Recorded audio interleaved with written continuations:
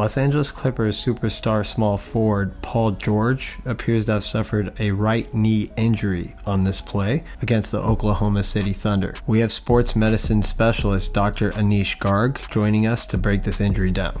Before we get started, consider smashing that subscribe button, especially if you love sports and if you're interested in learning more about the medical side of sports injuries. Hey everyone, this is Aneesh Garg coming in from Traveling Sports Doc and Dynamic Athlete. We're going to go over Paul George's injury tonight, and you can see it's a pretty gruesome one. If we start this from the beginning, you can see Paul George here on the right in the dark uniform, and his right leg comes in contact with the opposition's right leg, and this is where that arrow shows the beginning of his leg and his knee going posteriorly. So if you look here from this angle, he's jumping and landing, and that's when you see that divisive force. And I'll zoom in here a little bit for us to see. If you can sort of take a look and see that knee is almost bending now backwards, as if his foot was pointing backwards. But again, his foot is pointing forward and his knee is looking like it's bending the other way. What goes through my mind here is originally a PCL tear because of that force as he's landing. Now, this is Paul George, and if you guys remember that he's had an open fracture before and likely has a rod in his leg to stabilize that. So what does that do to him as he's coming through and landing? Well, the leg's not going to break this time because there's a rod in there and likely a plate and to stabilize the leg.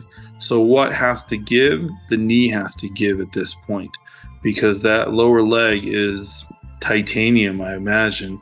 And so with the knee giving out, my concern is the PCL, but I'm also concerned of a multi-ligament injury, including the ACL and possibly a fracture as well. And it could be a femoral fracture.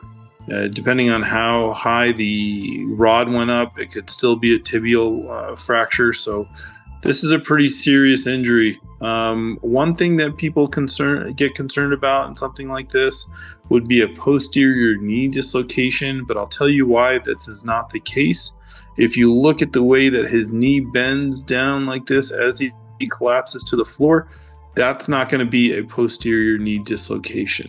So he's able to regain sort of that anatomical flexion of that knee right there. He wouldn't be able to do that if that's a posterior knee dislocation.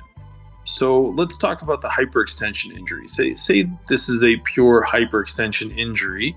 And what do you normally see in a hyperextension injury? So what ends up happening is you stretch the hamstring ligaments, you end up stretching a little bit of the proximal gastroc, but really what causes the issue is the capsule. So you're having the popliteal, or the capsule in the posterior part of the knee that gets stretched out, and that's what causes the discomfort along with those ligaments. But if you can see here, I think this is a good view with the foot planted that we get.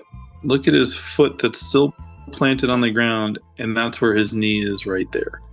And so that's almost shearing backwards, and that's what my concern is for a multi-ligament injury here. When we talk about this all the time, I hope I'm wrong, right? That this is not one of those things. So hopefully he's escaped major injury, but this doesn't look like a good one here. This is not a straightforward one, so I'm glad we went over it. And if you guys have questions, certainly put them in the comments, and we're happy to talk about it.